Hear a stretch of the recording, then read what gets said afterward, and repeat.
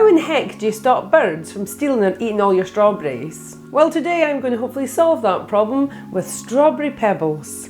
Welcome to MoggyBoxCraft. I'm Deborah and welcome back to my craft room. So get yourself some rocks and pebbles that somewhat resemble the shape of a strawberry. Okay, maybe some of these are questionable, but they're close enough.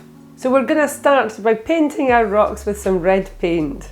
I'm using a matte wall paint, but I reckon any kind of paint would work for this, even red nail polish.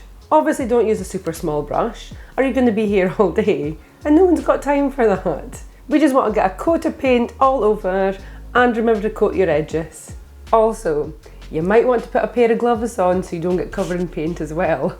As I painted, I just popped them down on some kitchen roll, just to protect my work surfaces so I don't get that covered in paint too, and then I left them to dry.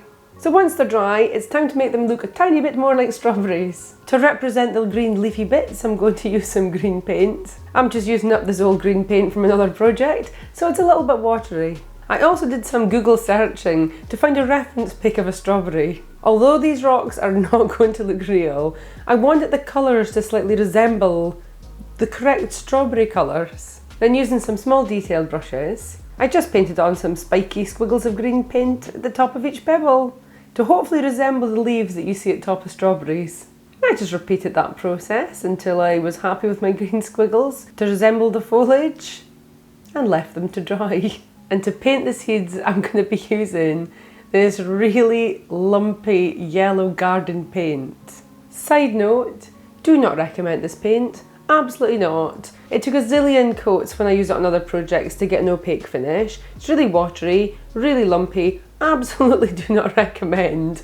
But since I have it, I'm going to use it up. So I put a blob of the yellow paint on the tin lid to make it a little bit easier to work with. And using a nail dotting tool, if you don't have a nail dotting tool, just use a toothpick. It'll do exactly the same job, I think. And then I proceeded to dot yellow paint dots all over my strawberries to represent seeds. Yes, this was a time-consuming process, but slightly relaxing in its own way. And I have to tell myself that because it took bloody ages. So after the gazillion dots had dried, it was time to seal them all in and make them weatherproof, because these things are going to be living outside my planter, so they're going to get battered by the weather because I live in Scotland. So let's make them weatherproof with some varnish. So I'm sure you could use some sort of varnish or resin or something else for this, but I had some clear gloss UV nail polish stuff to use up. Wow, that sounds like a Wish advert. So I gave each pebble a liberal coating of this clear gloss nail polish, popped it on a jam jar lid,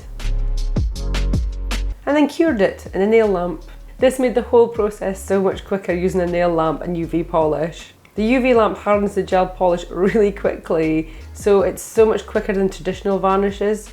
There's no wait time, it's just done in about a minute.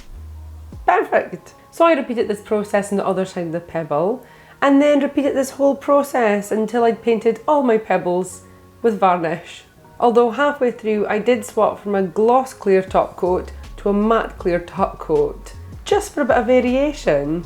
Simply because I'm curious to see if a matte strawberry pebble or a glossy strawberry pebble will deter the birds better.